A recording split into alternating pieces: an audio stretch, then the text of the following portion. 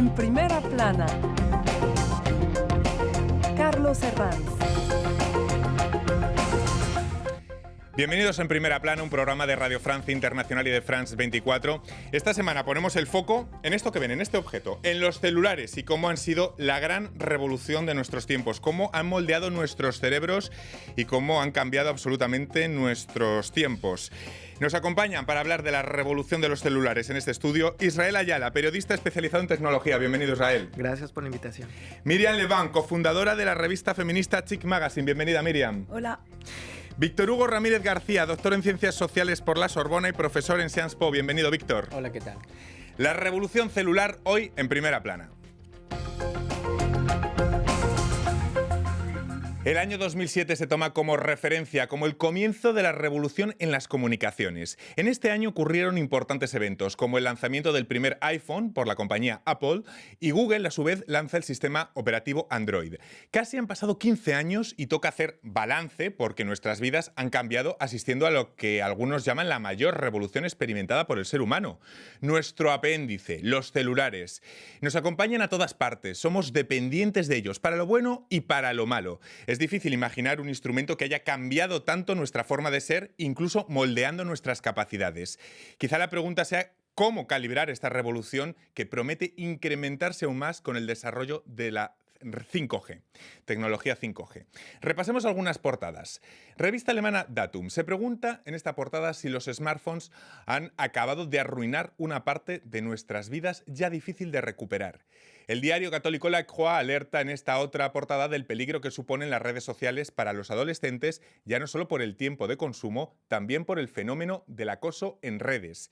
La revista Philosophie se pregunta en esta portada, ¿llegarán los celulares a ser nuestros jefes? ¿A dominarnos?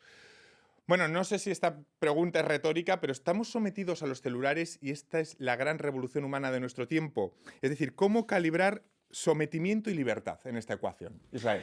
Yo pienso que la palabra clave es el autocontrol. Hay que saber, un dato muy interesante es que una persona en promedio pasa más de 6 horas viendo su smartphone, navegando en internet. 6 horas, esto es un cuarto del día. Es un cuarto del día y hay gente que incluso más en la noche también se queda, no puede dormir porque no puede despegarse de su celular, ¿no?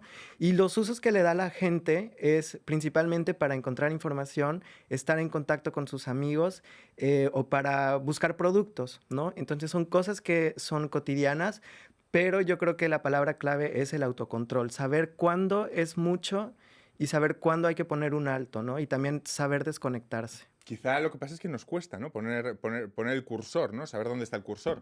Miriam, sometimiento o libertad.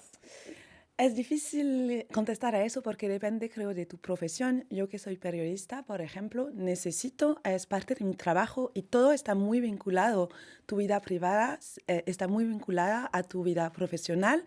Y cuando me dicen eso, contesto siempre, es muy difícil para mí cortar con el teléfono porque es donde busco información, donde intercambio información y creo que depende de tu edad, de tu profesión, de si vives solo o sola o no, de dónde vives y es muy difícil y por eso tenemos adicciones porque hay cosas buenas en los móviles, pero hay cosas malas también. Creo que es la parte del problema, es que todo está vinculado, es muy difícil separar lo bueno de lo malo.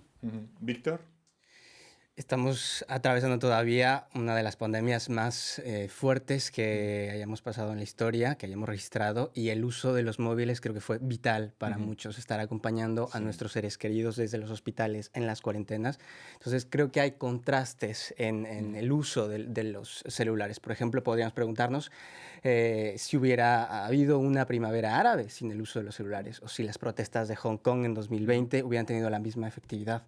Pero también del otro lado, por otra parte, hay que preguntarnos si los riesgos han aumentado, por ejemplo, el robo de identidad, la venta de nuestros datos personales. Entonces, es muy complejo, hay un escenario complejo que analizar. Ujú.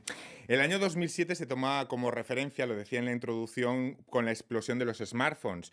¿Qué puntos destacarían de lo ocurrido en este periodo de 15 años? ¿Cómo evaluamos este periodo de 15 años, Israel? Efectivamente, 2007 es un periodo importante porque es cuando comienza el lanzamiento del iPhone. Un año después empieza el lanzamiento de los teléfonos Android. Y a partir de allí viene toda una serie de desarrollos, como por ejemplo aplicaciones como WhatsApp, el lanzamiento de la App Store, el lanzamiento del Android Market. Son cosas que usamos en nuestra vida cotidiana, el lanzamiento de Messenger.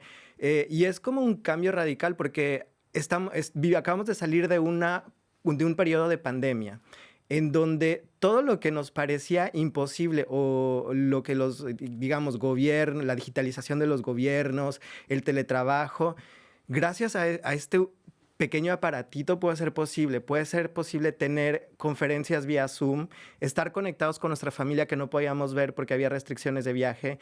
Mismo las aplicaciones ahora para entrar con un pase sanitario en algunos países de Europa, necesitas tener un celular, si no, no puedes generar tu código QR.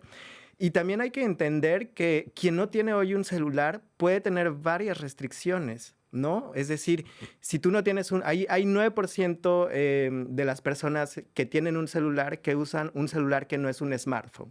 Quiere decir que estas personas utilizan simplemente SMS, utilizan cosas básicas y que a lo mejor no van a poder realizar ciertos aspectos de su vida, ¿no? Como por ejemplo trabajar, acceder a informaciones, registrarse en un sitio. Hoy para leer el menú en un restaurante te piden y a veces te lleva sorpresas en algunos países donde algunos teléfonos no pueden leer un código QR, no puedes tener acceso al menú. O sea, digamos que ha invadido tantas partes de nuestra vida cotidiana que hoy es una herramienta extremadamente importante y hay que saberla utilizar con los beneficios que trae, ¿no?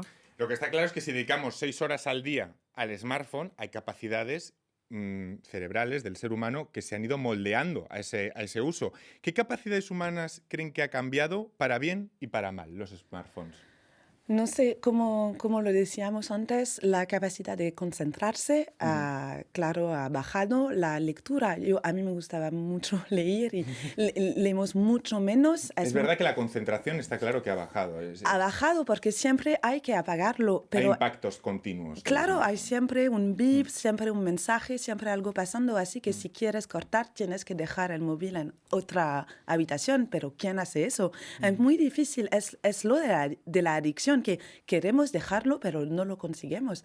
Hay gente más fuerte que otras en eso. Es lo que decías del autocontrol. Creo que hay una injusticia porque hay gente más fuertes que otras y dicen mucho de tu comportamiento adictivo. Hay gente más adictas que otras y vale mucho para el teléfono también. Bueno, los psicólogos lo dicen, que si tienes una personalidad más adicta que otra, vas a caer mucho más en la dependencia y tus facultades van a caer más. Es lo que dicen. Otras capacidades perdedoras pueden ser la memoria, no necesitamos memorizar ahora números como podían hacer nuestros padres, o quizá la orientación. Ahora con Google Maps ya nos manejamos cuando otras generaciones anteriores nunca lo necesitaron. Víctor, ¿cómo lo ve lo de las capacidades? Sí, creo que la pérdida de concentración es uno de los síntomas más reveladores. Ahora, también desde que surgió la televisión, por ejemplo, las generaciones acusaban de que las generaciones más jóvenes perdían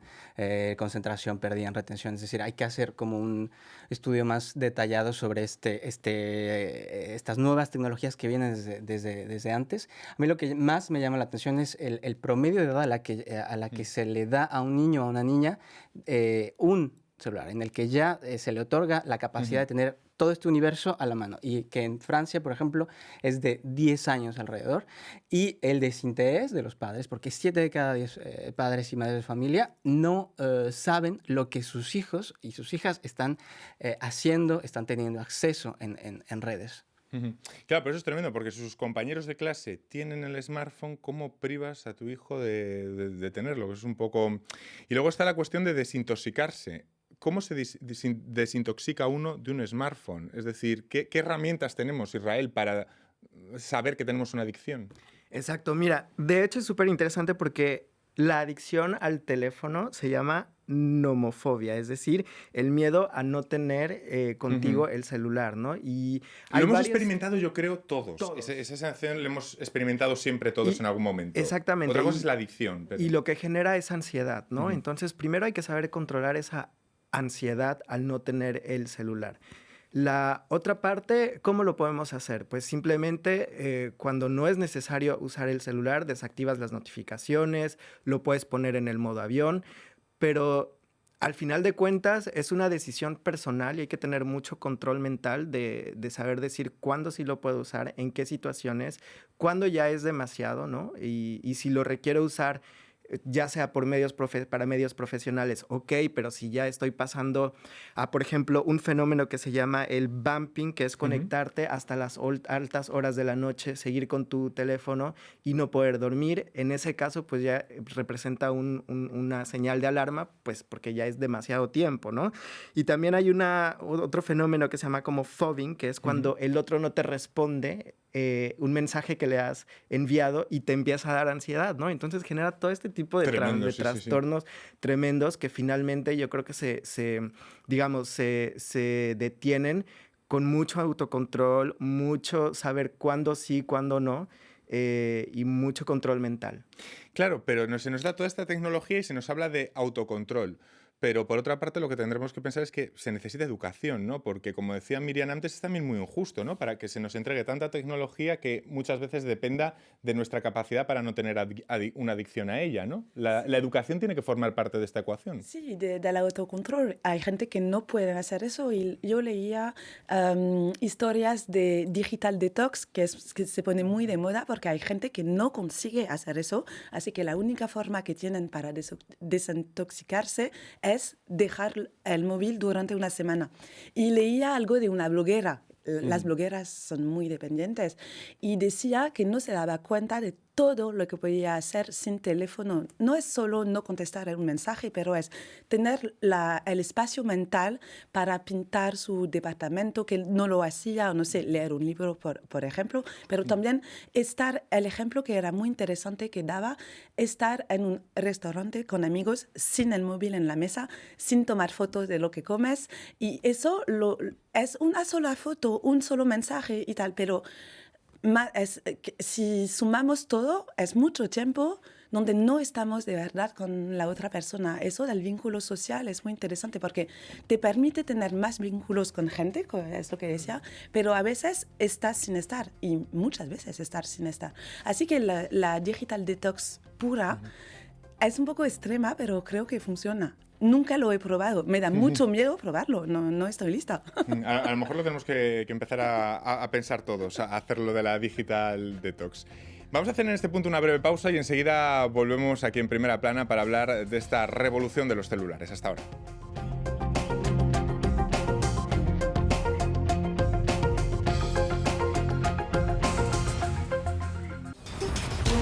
Cada 30 minutos, France 24 les ofrece una actualización de los acontecimientos más importantes de América Latina y el mundo. Últimas noticias, contexto y análisis.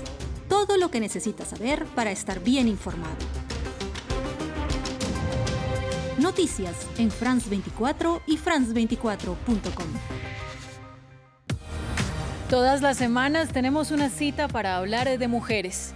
En ellas hoy hablamos de nuestra diversidad, nuestros logros y nuestras luchas constantes. Aquí entrevistamos a las que generan el cambio en el mundo y les contamos sus historias. Ellas hoy en France 24 y france24.com. Soy Natalia Mendoza, su corresponsal de France 24 en Roma. Sigan conmigo todas las noticias de Italia en nuestros noticieros y en la programación diaria. Natalia Mendoza, una de los 200 corresponsales de France 24 en el mundo. Seguimos aquí en Primera Plana de Radio Francia Internacional y de France 24 esta semana hablando de esto, de los celulares y de la revolución de los celulares, de lo que supone para nosotros como una especie de apéndice humano. Lo hacemos con Israel Ayala, periodista especializado en tecnologías, Miriam Leván, cofundadora de la revista feminista Chic Magazine, y Víctor Hugo Ramírez, sociólogo. De todos los aspectos que incorpora un celular, Víctor, ¿cuál consideran más revolucionario? Las redes sociales, por ejemplo, que han modificado completamente nuestra forma de socializarnos, ¿no? Sí, hay plataformas, hay tecnologías, hay redes sociales, pero también hay nuevas prácticas. Por ejemplo, el sexting. Hablábamos El sexting. el sexting es, por ejemplo, el intercambio de contenidos de todo tipo, visuales, audiovisuales, de contenido de tipo erótico sexual entre usuarios.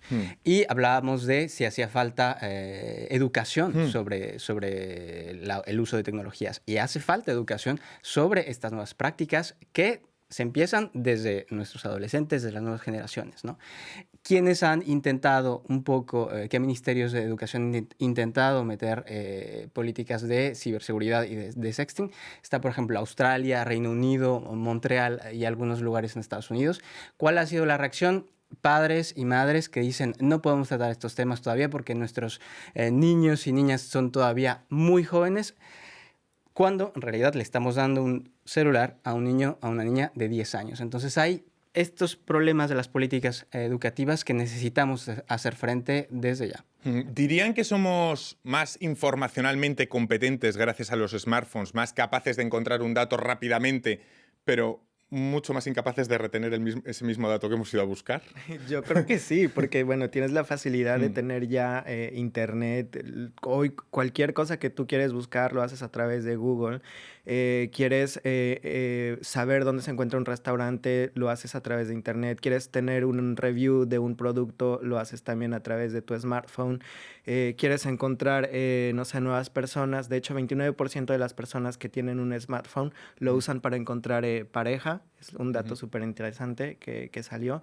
Entonces sí, es mucho más fácil obtener información, pero también mucho más fácil olvidar cierto tipo de cosas, ¿no? O sea, hoy no puedes saber cuáles son los 10 números de teléfono de tus mejores amigos. Hoy, si buscas una calle, a lo mejor al día siguiente se te olvida dónde está, o mismo para llegar a ese lugar, hay aplicaciones que ya te permiten hacerlo, la gente lo sigue, y el día de mañana pues ya no te acuerdas qué línea hay que tomar, o qué línea de metro, o qué autobús. Entonces sí, es mucho más fácil olvidar y nos crea una memoria que yo diría de teflón.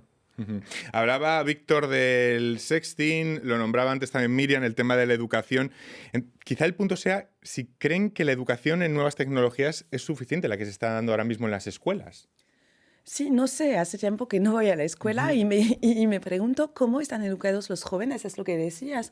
Hay que tener educación en todos los temas y no sé cómo va a ser esa generación que ahora tiene 10 o 15 años, cómo van a descubrir la vida, eso del sexting, si empiezas tu vida sexual así, cómo saber lo que se hace, lo que no se hace, y también para desarrollar vínculos sociales en la escuela. Hay tantas cosas que aprendes y no sé cómo van a crecer esa gente. Tantas cosas modificadas con esta revolución. Que nosotros lo hemos descubierto en camino, pero si empiezas tu vida social así, y lo de la información también hay que tener una educación fuerte porque podemos encontrar mucha información, pero también mucha fake news, y sabemos que lo de los algoritmos, hay muchas noticias que ni ves, ni sabes que existen, y lo que te llegas es lo que habías buscado antes, así que tenemos una vista del mundo mucho más reducida. Y si no es como una biblioteca. Si no sabes dónde buscar, no buscas.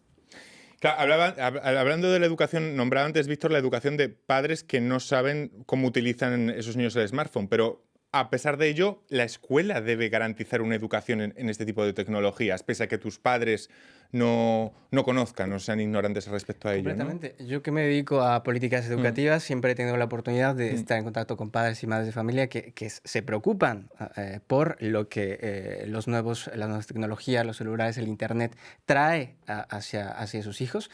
Y creo que no hay que adoptar, porque hay padres y madres que dicen no hay que prohibir las nuevas prácticas, hay que prohibir el sexting y decirle a nuestros hijos no intercambies fotos, etc.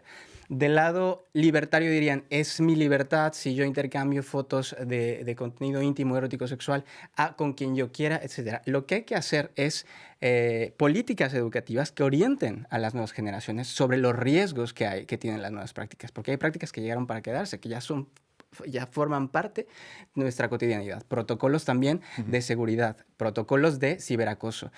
1 de cada 5 niños y niñas en Francia ha sido víctima de ciberacoso.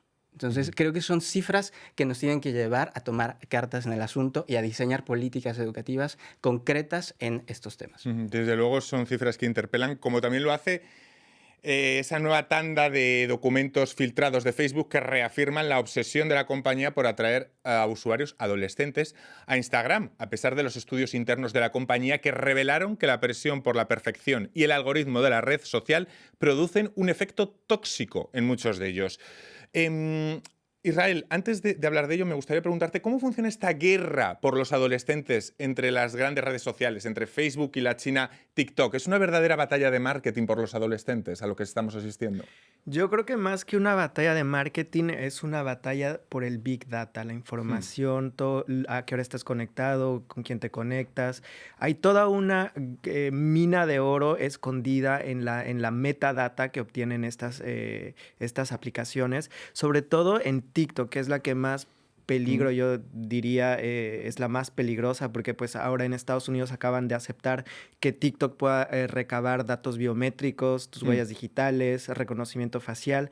¿Qué uso se le va a dar a eso? Y sobre todo porque hay una cantidad de personas menores de edad que son las que más utilizan este tipo de redes sociales, TikTok. Facebook no tanto, porque el público de Facebook es la gente de más de 65 años, es el grueso digamos que es un poco la reliquia que quedó, pero aún así hay adolescentes que utilizan Instagram, que también forma parte del grupo Facebook.